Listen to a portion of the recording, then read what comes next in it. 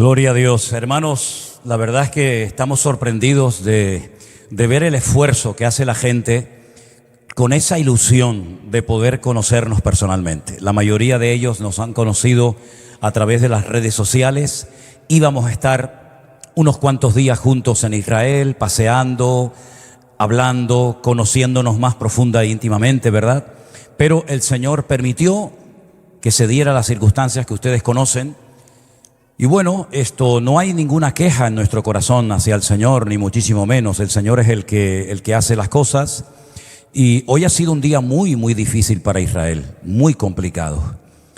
Han pasado ya más de 400 días desde que pasó la desgracia del día 7 de octubre y todavía hay más de 100 personas que se espera y se está orando para que pronto sean liberadas, pero no se sabe exactamente cuántos todavía están con vida, porque ha pasado más de un año y las condiciones en las que han salido, los que lograron salir en algunos intercambios que hubo y eso, pues contaban cosas tremendas, ¿no? Y todavía siguen habiendo allí niños, niñitos muy pequeños, gente muy anciana, familias enteras, extranjeros de diferentes partes del mundo que todavía no han logrado salir. Se han hecho todos los intentos habidos y por haber para que la gente pudiera salir, pero todo ha sido en vano, no ha habido manera. Y imagínense las familias, los padres, las madres, los abuelos, los amigos, ¿verdad? Destrozados de no saber si tu hija está viva, si está muerta, si están comiendo, si están pasando frío, hambre, sed, en fin, tantas y tantas cosas que pueden pasar por la mente, ¿no? Y hoy ha sido un día muy difícil porque hoy Israel ha recibido muchísimos, cientos de misiles de diferentes partes, sobre todo del norte. Algunos han impactado en casas, algunos han impactado en lugares habitados. Y bueno, gracias a Dios, a la misericordia del Señor y a las defensas y a las medidas preventivas que toma la gente refugiándose en esos refugios que algunos tienen en su casa o en la zona donde viven, hoy podían haber perdido la vida muchas personas, probablemente cientos o miles. Y es un país que está pasando un momento muy complicado, un momento muy difícil. Y yo siempre pienso en los hermanos. Conocemos a muchísimos hermanos, muchos hermanos. Siempre me gusta, lo hicimos en el primer grupo, lo hubiéramos hecho también en el segundo y en el tercero con ustedes. Invitar a hermanos de diferentes congregaciones, hermanos que tienen allí también ministerios de ayuda social, de ayuda humanitaria, de ayuda espiritual, para que ustedes los conozcan a ellos, para que ellos también sean consolados con vuestros abrazos y vuestras palabras y en fin, con vuestra presencia.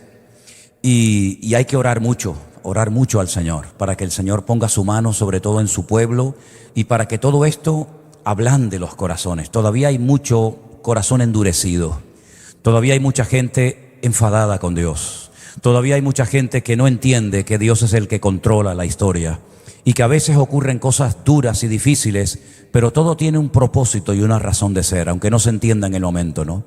Así que por favor pido vuestras oraciones por todos nuestros hermanos, las iglesias, los pastores. Uno de los pastores de Israel, concretamente de la ciudad de Beersheba, donde vivía Abraham, pues estará con nosotros, Dios mediante, en el congreso del próximo año, en el Escorial, el hermano Eduardo. Él no sé si vendrá con su esposa, en principio él me ha confirmado que va a venir. Y él tiene una empresa, es un tour operador, con el cual también trabajamos en estos viajes que hacemos, y vamos a poner un stand con mucha información y con muchas cosas de Israel para que ustedes también puedan disfrutar en esos días, ¿no? Ya prácticamente creo que están todas las plazas cubiertas. Yo siempre le insisto a Saray, ¿hay alguna plaza más? ¿Hay algún hueco? Pero parece que está todo ya cubierto. Entonces ya llevamos 4 años llenando los lugares que hemos alquilado. Los 2 primeros años fueron en Toledo. El tercer año, este año, fue en Alicante, y el próximo año, Dios mediante, en el mes de abril, será en el pueblo del Escorial, un lugar precioso, un lugar muy bonito, donde probablemente, digo probablemente porque como el tiempo está loco, ¿verdad? Habrá frío y tendremos que ir abrigaditos, sobre todo por las mañanas y por las noches. Me han dicho que la comida va a ser mejor que la de este año, así es que tranquilos. Y si no, llévense en las maletas chorizo, jamones, pan, Llévense embutido por si acaso. Tenemos que ir con un plan B, por si acaso. Y nos dices el número de habitación donde te hospedas para hacerte una visita nocturna. Bueno, hermanos, los niños pueden pasar a sus clases ya, por favor, ¿sí? Los demás nos vamos a quedar aquí y les voy a invitar que vayan abriendo sus Biblias por el hermoso libro de Josué. El libro de Josué, probablemente lo escribió el mismo Josué. Es un libro que está lleno de grandes lecciones espirituales, de historias extraordinarias. Esta semana, en el culto del día jueves, analizábamos algunas lecciones importantes de dicho libro.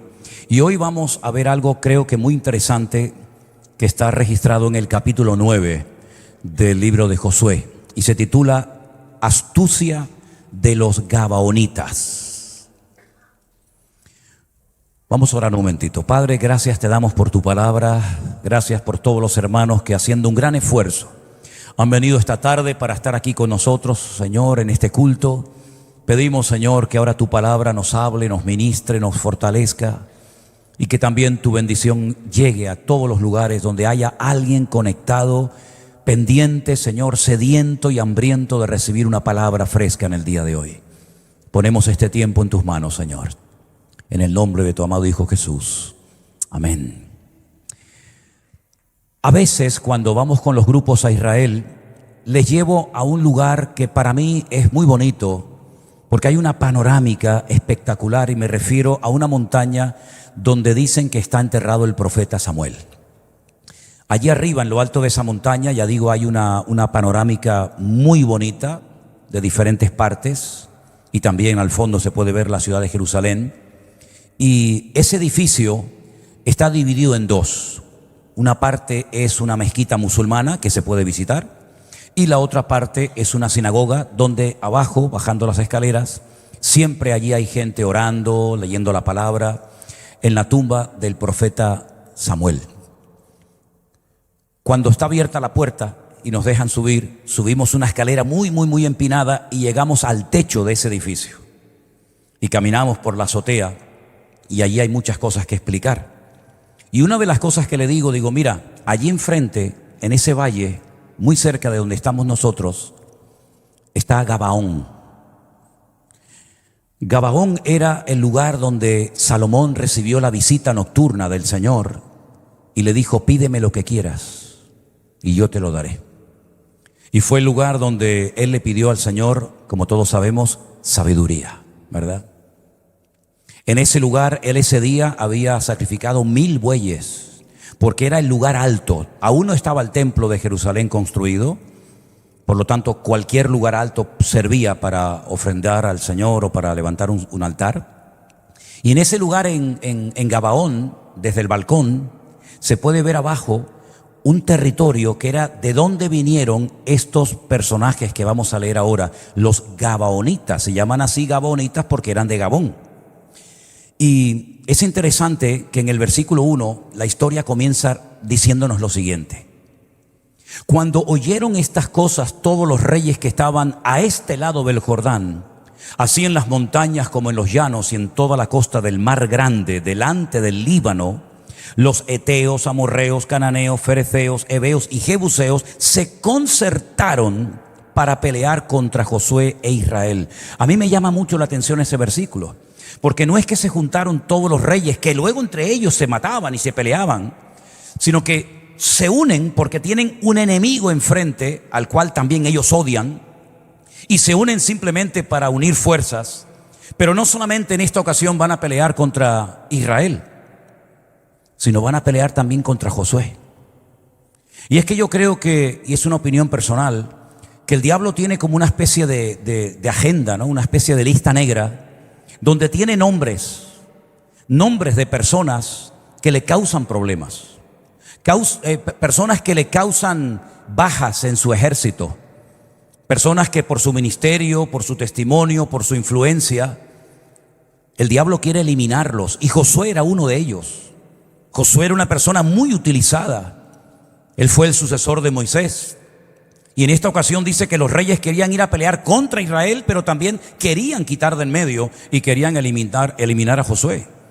Y entonces dice aquí que los moradores de Gabaón, cuando oyeron lo que Josué había hecho a Jericó y a Ai, es decir, las noticias volaban, se oía de las grandes victorias, de las grandes conquistas de Josué. Y entonces dijeron, vamos a unirnos, porque si no nos unimos, vamos a ser destruidos. Ahora, lo interesante es que los gabaonitas no fueron a pelear contra las tropas del general Josué, sino que utilizaron otro sistema. No todos los enemigos que peleaban contra Israel utilizaban siempre la misma técnica. Había enemigos, por ejemplo, que te atacaban por la espalda, como por ejemplo Amalek, que siempre buscaba a los más débiles, a los que iban rezagados, a los que no podían seguir el ritmo de los demás, ancianos, niños, gente enferma. Y ellos se caracterizan por ser un enemigo traicionero, un enemigo que no lo ves venir, pero cuando te das cuenta ya se te metió dentro, y es que es el que te ataca por la espalda. Había otros enemigos que eran expertos en batallas en campos abiertos, en valles, pero sin embargo había otros que eran enemigos muy peligrosos en bosques o en montañas. Hay en el Antiguo Testamento también la historia de cuando un rey contrata a un pseudo profeta llamado Balaán para que maldiga al pueblo de Israel. Él no va a pelear cuerpo a cuerpo, sino que él quiere emplear otra técnica. Él quiere recurrir al mundo espiritual, a los demonios, ¿verdad?, para impedir las conquistas del pueblo de Israel. Y no solamente hace eso, sino que además organiza orgías en el desierto y lleva un montón de muchachas para que seduzcan a los soldados del pueblo de Israel y los hagan caer en pecado. Fíjense las diferentes técnicas o tácticas del enemigo para debilitar al pueblo del Señor. Y en esta ocasión dice que los gabaonitas recurrieron a la astucia, no a las armas, sino a la astucia. Esa palabra astucia aparece ya en el primer libro de la Biblia. La Biblia dice que Satanás era un personaje, un ser astuto, y utilizando esa seducción, utilizando esa astucia, logró llevar al pecado a Eva y posteriormente esta a su marido. Y es esto lo que hacen ahora los gabaonitas, emplean de astucia. Y fíjate lo que hacen: fueron y se fingieron embajadores y tomaron sacos viejos sobre sus asnos y cueros viejos de vino rotos y remendados, zapatos viejos y recocidos en sus pies, con vestidos viejos sobre sí, y todo el pan que traían para el camino era seco y mohoso. Vinieron a Josué al campamento en Gilgal y le dijeron a él y a los de Israel: nosotros venimos de tierras muy lejanas, haced pues ahora alianza con nosotros. Y los de Israel respondieron a los heveos: quizás habitáis en medio de nosotros, ¿cómo pues podremos hacer alianza con vosotros? Ellos respondieron a Josué: nosotros somos tus siervos. Y Josué les dijo: ¿quiénes sois vosotros y de dónde venís? Y ellos le respondieron: tus siervos han venido de tierra muy lejana por causa del nombre de Jehová tu Dios, porque hemos oído su fama y todo lo que hizo en Egipto. Y así con estas palabras, estas lisonjas, ¿no?, con estas palabras muy dulces y muy bonitas, parece como que van conquistando el corazón de los hombres y el mismo Josué.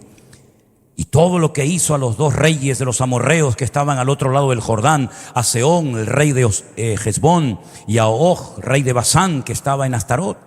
Por lo cual nuestros ancianos y todos los moradores de nuestra tierra nos dijeron: tomad en vuestras manos provisión para el camino, e id al encuentro de ellos y decidles: nosotros somos vuestros siervos, haced ahora alianza con nosotros. Este nuestro pan lo tomamos caliente de nuestras casas para el camino, el día que salimos para venir a vosotros, y helo aquí ahora ya seco y mohoso. Estos cueros de vino también los llenamos nuevos, helos aquí ya rotos, porque estos nuestros vestidos y nuestros zapatos están ya viejos a causa de muy largo camino. Y los hombres de Israel tomaron de las provisiones de ellos y no consultaron a Jehová. Si leemos el resto de la historia, Israel cayó en la trampa, incluido Josué. Josué dijo: bueno, nosotros tenemos orden de no pactar, de no hacer alianzas ni amistad con las naciones que se han apoderado del territorio que nuestro Dios nos ha prometido dar a nosotros y a nuestros descendientes. Pero bueno, al fin y al cabo esta gente viene de tan lejos, ¿qué peligro puede haber? No son uno de nuestros vecinos, no son uno de nuestros enemigos que o se rinden o los tenemos que expulsar. Así que pactemos con ellos. Y dice que tomaron de sus provisiones, así hicieron alianza con ellos, les perdonaron la vida y les juraron que no los matarían. Pero dice en el versículo 16 que pasados 3 días después de que habían hecho alianza con ellos, oyeron que eran sus vecinos y que habitaban en medio de ellos. Y salieron los hijos de Israel al tercer día, llegaron a las ciudades de ellos, y sus ciudades eran Gabaón, Cafira, Berot y Kiriat Jearim. Y no los mataron los hijos de Israel, por cuanto los príncipes de la congregación les habían jurado por el Jehová, el Dios de Israel. Y toda la congregación murmuraba contra los príncipes. Después dice que los convirtieron en personas que se dedicarían toda su vida a cortar leña para los hijos de Israel y a buscar agua para las familias de Israel, pero ya era demasiado tarde, ya habían pactado con ellos. Y todo esto no se debe simplemente a la astucia que emplearon los gabaonitas, que como cualquier inconverso, impío o pecador actuaron para salvar su vida. El error no estuvo en eso. El error estuvo en lo que dice el final del versículo 14: y no consultaron con el Señor. Y por no consultar con el Señor, por no decir, esperen un momento, vamos a orar, no los conocemos a ustedes de nada, no sabemos si nos están diciendo verdades o mentiras, vamos a esperar un tiempo, unos días, y después nos reunimos y hablamos. No consultaron al Señor. Se precipitaron, les perdonaron la vida, les juraron que no los tocarían, y a los 3 días se enteran de que han cometido el peor error de su vida. Y ya no los podían matar, porque empeñaron su palabra, y la palabra en aquel tiempo, no como hoy en día, tenía un peso. Durante toda nuestra vida nosotros tendremos que tomar continuamente decisiones. Decisiones que nos pueden ayudar a avanzar, o decisiones que nos pueden ayudar a quedarnos estancados y a retroceder mucho en el camino que hemos ganado para el Señor. Decisiones que van a fortalecer nuestra fe o van a traer ruina a nuestra vida. Decisiones que pueden abrir la puerta a futuras bendiciones o hipotecar nuestra libertad y al final terminar llorando por cosas que podíamos haber evitado. La forma como tomamos una decisión demuestra el nivel de madurez que tenemos. Es así. Así como dije en su momento que las pruebas son proporcionales a nuestro nivel de madurez, la forma como tú reaccionas ante una oferta, ante un puesto de trabajo, ante una futura relación o lo que sea, demuestra en cierto sentido qué tipo de nivel espiritual hay actualmente en tu vida. La gente inmadura tomará decisiones de inmadurez. La gente madura y apegada al Señor y a su palabra consultarán con el Señor y no se dejarán llevar por impulsos, por emociones, por sentimientos, por ofertas, por cosas muy atractivas, pero que a la larga, por no haber consultado previamente con el Señor, se pueden volver en tu contra. Hay muchas lágrimas que se podían haber evitado, muchos sufrimientos que se podían haber evitado si se hubiera previamente consultado con el Señor. Y la Biblia está llena de ejemplos de personas que tomaron buenas y sabias decisiones en un momento oportuno y personas que tomaron pésimas decisiones y lo lamentaron toda su vida, incluso hasta su descendencia. Por ejemplo, Abraham tomó una muy buena decisión cuando recibe el llamado de Dios a dejarlo todo. Sal de tu tierra y de tu parentela a la tierra que yo te mostraré. Él tenía que tomar una decisión. El llamado estaba claro. La voz de Dios la había oído, pero ahora eres tú el que tienes la última palabra. O te quedas o te vas. Obedeces al Señor o te rebelas en contra de su palabra y haces oído sordo. Pero nunca podrás decir que el Señor no te dijo lo que quería hacer con tu vida. Él tomó la sabia decisión de dejarlo todo y salir sin saber, dice la Biblia, a dónde iba. Pero fue una sabia decisión. Moisés, cuando tenía 40 años, dice en la carta a los Hebreos, en el capítulo 11, que él rehusó llamarse hijo de la hija de Faraón porque prefería sufrir los vituperios de su pueblo en aquel momento, porque tenía puesta la mirada en el galardón y porque sabía que las aflicciones que le iban a alcanzar en aquel momento no se podían comparar con la gloria que el Señor iba a derramar sobre su vida y cómo el Señor lo iba a usar poderosamente. Tomó una muy sabia decisión. En el mismo libro de Josué, casi al final, cuando ya Josué ya es anciano y cuando ya se está como despidiendo de la congregación, le dice a la gente: yo no sé lo que ustedes van a hacer cuando yo me muera, Yo no sé lo que van a hacer. No sé si van a seguir en la ley de Moisés, si van a obedecer al Señor, o al ver la cantidad de ídolos y de imágenes que hay en Canaán, ustedes se van a convertir en un pueblo de idólatras y se van a olvidar de todo lo que el Señor hizo en Egipto y de todas las victorias que hemos obtenido. Yo no sé lo que ustedes van a hacer, pero yo les digo algo: yo y mi casa serviremos al Señor. Fue una decisión que él tomó y la mantuvo hasta el final. Como Daniel, cuando fue muy jovencito, llevado cautivo a Babilonia, dice que desde el primer día que entró en aquel lugar, con una presión terrible, dice que él propuso en su corazón, él decidió en su corazón no contaminarse con nada ni con nadie. Y mira que lo intentaron, Le cambiaron el nombre, le enseñaron otra cultura, le enseñaron otra religión, le hicieron absolutamente de todo para quitar a Dios de su vida. Sin embargo, él había decidido, él había propuesto en su corazón tomarse su relación con el Señor muy, pero que muy en serio. Incluso estuvo dispuesto a dar su vida, como saben ustedes, en varias ocasiones. Una sabia decisión tomó, por ejemplo, Jairo, el principal de la sinagoga, ¿se acuerdan? Dice la Biblia que tenía una hija jovencita, una adolescente enferma, y él se traga su orgullo.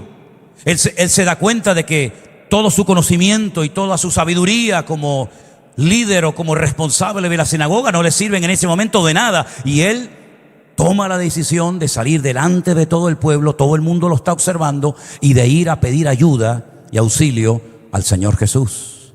Incluso después, cuando le llegan y le dicen: no molestes más al maestro, tu hija acaba de morir, el Señor le dice: no temas, sigue adelante. Sabias decisiones tomaron aquellos jóvenes que tenían un amigo paralítico, que el pobrecito no se podía mover por sí mismo. Y dice la Biblia que un día, estando Jesús en una casa en Capernaum, por cierto abarrotada de tanta gente que había, en vez de desanimarse, en vez de decir: bueno, venimos otro día, o mira, hoy no se puede, ya olvídate, ellos siguieron adelante con su fe, pusieron en práctica su fe, y dice la Biblia que subiendo a lo alto del tejado, lo bajan, y entonces vieron cómo el Señor sanó a su amigo y cómo le cambió la vida. Si la Biblia está llena de personas, de hombres, de mujeres, de grandes personajes, algunos muy conocidos, otros menos conocidos, que tomaron muy buenas y sabias decisiones. Pero también la Biblia, hay que decirlo, está llena de personajes que se equivocaron, que no obedecieron al Señor en el momento más importante de su vida. Por ejemplo, Adán y Eva. Adán y Eva conocían la voluntad de Dios, conocían cuáles eran los límites que el Señor les había puesto, pero tanto él como ella tomaron una mala decisión que nos arrastró a todos y a cada uno de nosotros cuando le creyeron al diablo más que a lo que el Señor les había dicho. El día que pecares, pereceréis.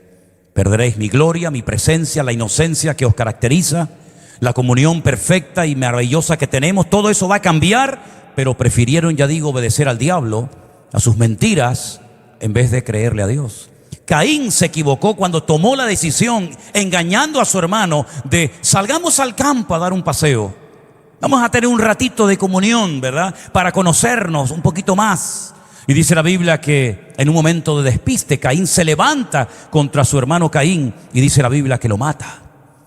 Una pésima decisión tomó Saúl cuando Samuel le había dicho: no hagas nada hasta que yo aparezca por el campamento, presente el sacrificio, pida la bendición del Señor y luego puede salir al campo de batalla con el respaldo de Dios. Y dice la Biblia que viendo que Samuel tardaba y no venía, y algunos soldados se ponían nerviosos, y viendo a los filisteos que cada vez se le acercaban más, él dice: bueno, mira, Samuel no viene, ¿qué más da?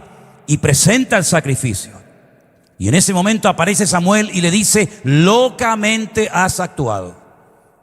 La decisión que has tomado ha sido una locura, porque yo no te dije que hicieras el sacrificio tú, sino que yo estoy aquí para hacer esto y luego tú tu parte. Y dice la Biblia que ese día el Señor tomó también una decisión, porque Dios también ha tomado y sigue tomando decisiones prácticamente a diario. Y fue la de pasarle el reino a otra persona fiel y obediente y humilde, como fue David y no como fue Saúl. El joven rico, ¿se acuerdan del joven rico? ¿Alguien sabe cómo se llamaba el joven rico? Anderson se llamaba, ¿no? No. No sabemos cómo se llamaba. ¿Tú sabes, Anderson, cómo se llamaba?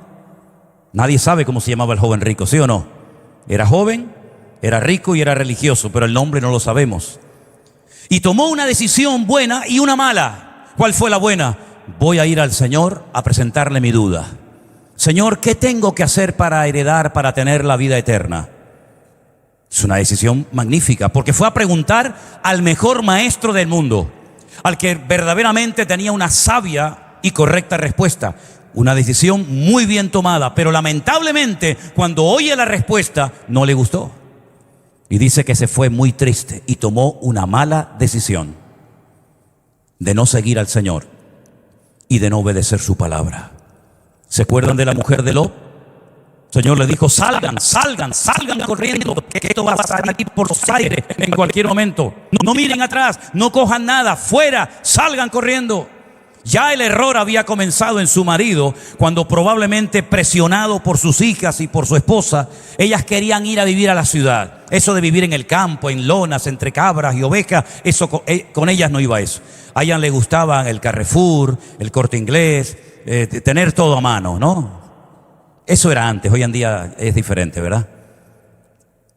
Y el tontorrón de Lot dice, bueno, venga, vamos a ir poquito a poco poniendo las tiendas hacia Sodoma. Y cuando ves a Lot en Sodoma, ya está establecido, sus hijas están a punto de casarse con gente de Sodoma y de Gomorra. Es decir, un desastre, se metió en la boca del lobo, una pésima decisión. Se equivocó, tal vez por la presión familiar. Pero al final obedeció al Señor saliendo, pero su esposa dice que a espaldas de él tomó una decisión pésima, horrible, y fue la de echar una última miradita. Miró atrás, ¿y qué pasó? Se quedó convertida en una estatua de sal. Romanos capítulo 12, carta hermosa escrita por el apóstol Pablo, versículos 1 y 2. Tomen nota y apréndanse estos versículos de memoria. Dicen así, Romanos capítulo 12, versículos 1 y 2. Así que, hermanos, os ruego por las misericordias de Dios que presentéis vuestros cuerpos en sacrificio vivo, santo, agradable a Dios, que vuestro culto racional. No os conforméis, no se adapten a este siglo, a este sistema de valores del mundo, sino transformaos por medio de la renovación de vuestro entendimiento, para que podáis comprobar cuál sea la buena, agradable y perfecta voluntad de Dios. El mundo está presionándonos, ¿verdad?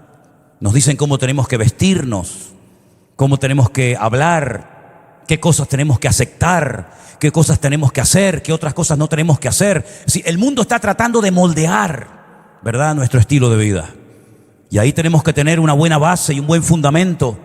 Y sobre todo le decía a un pastor que vino el otro día por aquí, estuve hablando un ratito con él, y le decía, tú sabes que hay una proporción alarmante y preocupante de jóvenes que fueron criados en la escuela dominical, de niños, desde chiquititos fueron criados en la iglesia, fueron a campamentos, a retiros, se saben muchas historias de la Biblia de memoria, que cuando van al instituto con otros muchachos de su edad, o cuando van a la universidad, muchos, no sé lo que les pasa, que después no quieren saber nada de la Biblia, ni de la iglesia, ni de Dios, ni de nada. Es algo alarmante, está pasando en todas partes del mundo. Muchos padres me dicen, mi hijo iba a la escuela dominical, mi hijo estaba en la alabanza, mi hija tocaba el piano en la iglesia, pero cuando fue a la universidad cambió completamente. No sé lo que le hicieron, no sé lo que escuchó, pero se olvidó de Dios, de la Biblia, de todo. Y se ha hecho agnóstica. Yo le dije, yo creo que se ha hecho estúpida más que agnóstica, ¿no? Y es una lástima ver que personas toman decisiones por la presión que reciben. Me decían algunos jóvenes de nuestra iglesia en Bruselas que algunos chicos en la escuela se convierten al Islam y se hacen simpatizantes del Islam para que no le hagan bullying en las clases, porque son minoría y entonces no tienen amistades, la gente se ríe de ellos, pasa de ellos y les hacen el vacío. Tremendo, ¿no? Qué importante es tener hoy en día una buena base, ¿verdad? Desde el hogar, que lo reafirma el joven o el niño en la iglesia, para que cuando llegue el momento de la presión, que va a llegar, nuestros hijos algún día van a ser tentados.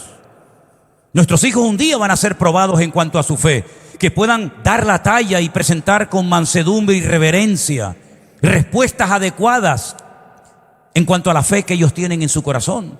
Pero sobre todo informarnos y estar seguros de que nuestros hijos han nacido de nuevo.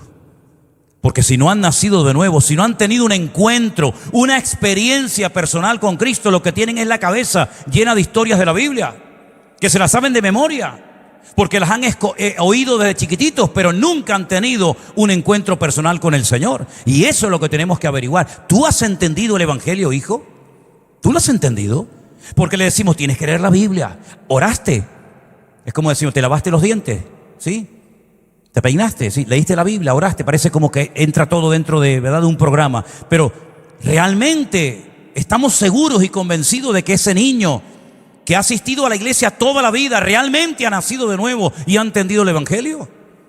Eso es lo que tenemos que preguntarles, porque eso es lo que les va a salvar cuando venga el fuego de la prueba a sus vidas.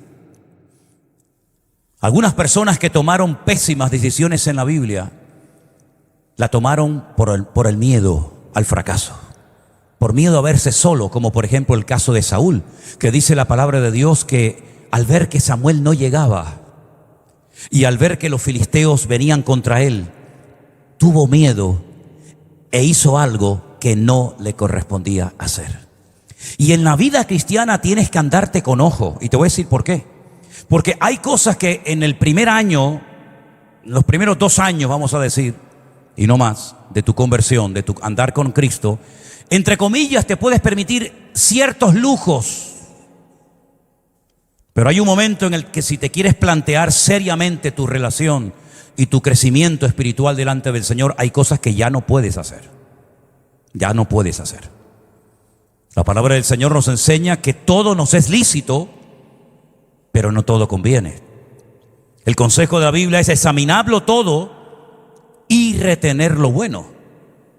Y lo importante es que lleguemos a un punto en nuestra vida en el que ya no necesitemos la presión de papá, de mamá, del abuelito, de la abuela, del pastor, de la iglesia, de los hermanos, sino que aunque esté solo, en medio de impíos y de pecadores, sepa marcar una diferencia porque tiene puesta su mirada y su confianza en el Señor.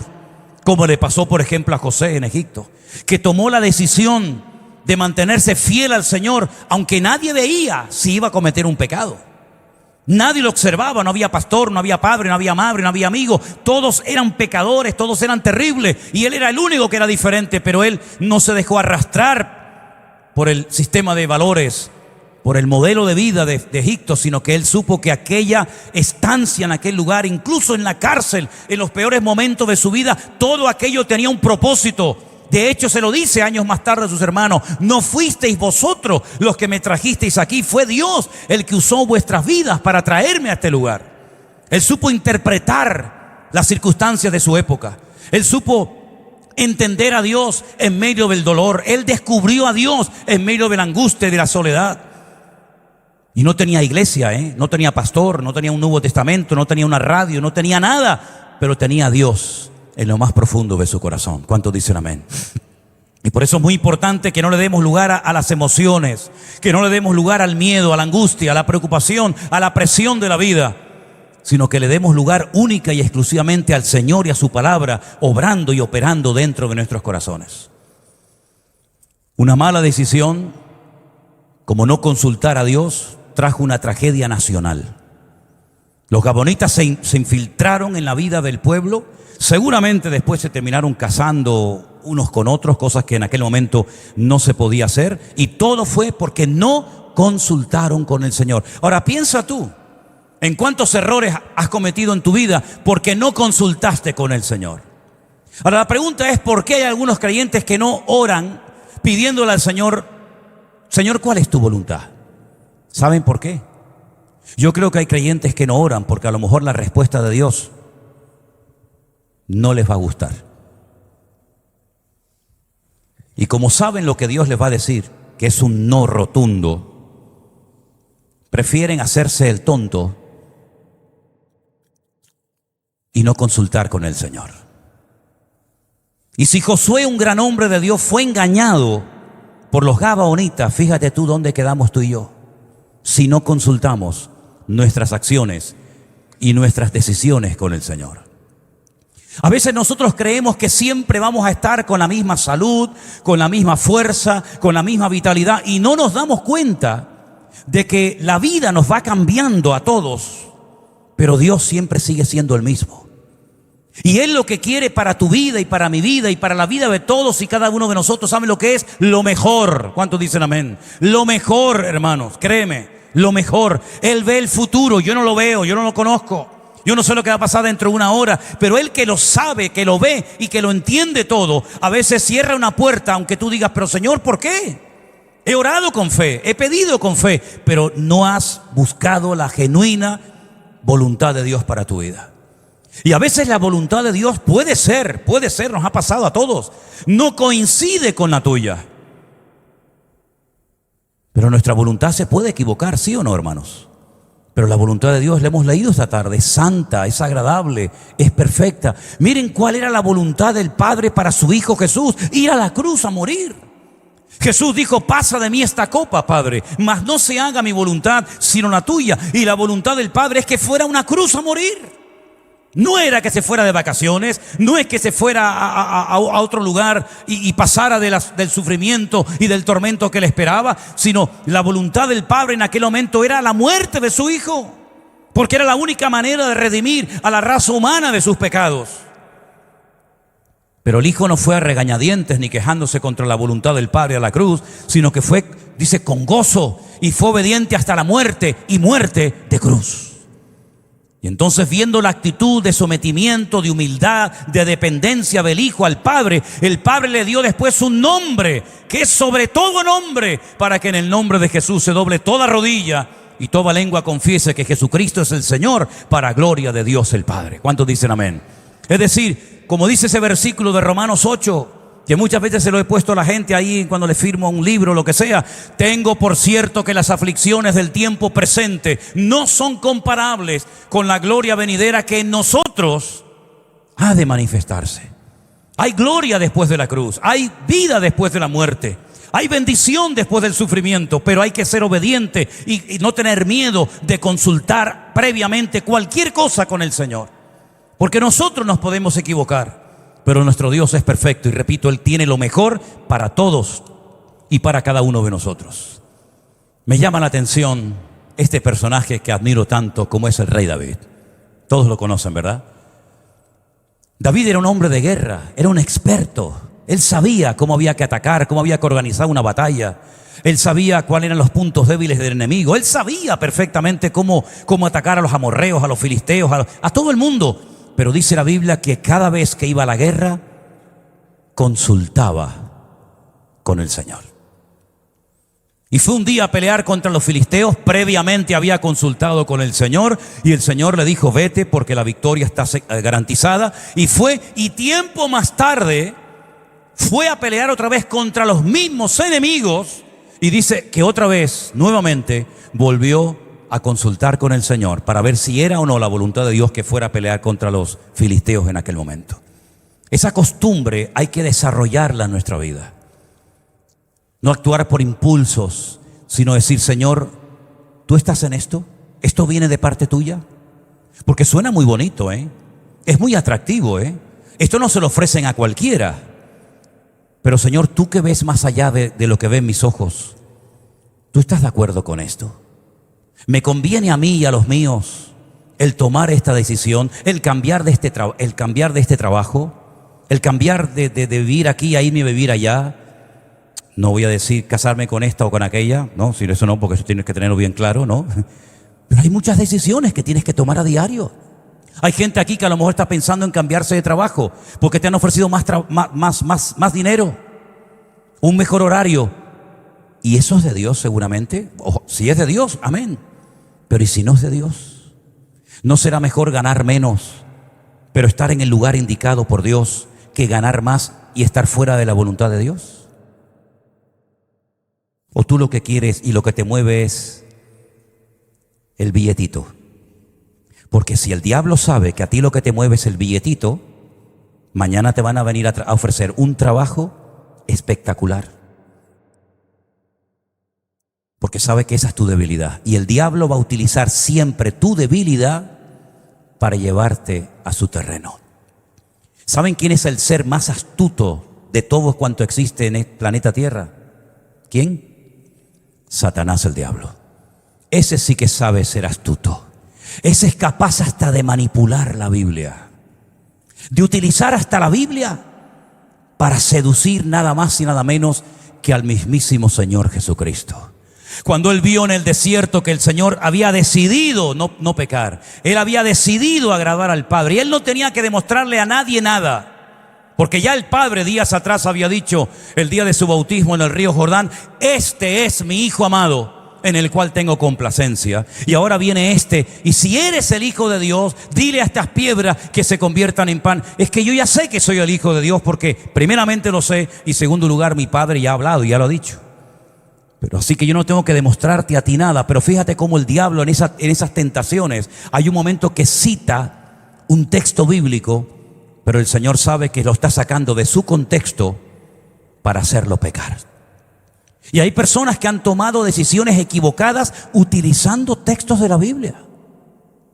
Y esto es muy delicado y muy peligroso. Porque dicen: no, es que yo leí la Biblia y el Señor me habló. ¿Dónde te habló? ¿Qué te dijo? No, me dijo esto y aquello. Pero un momento, esa palabra, ese versículo que leíste, ¿cómo sabes que era para ti? Bueno, es que, no sé, toda la Biblia es para nosotros. No toda la Biblia es para nosotros. En la Biblia también el diablo habla. Hay muchas veces que el diablo habla en la Biblia, y las palabras que el diablo habla no son para mí.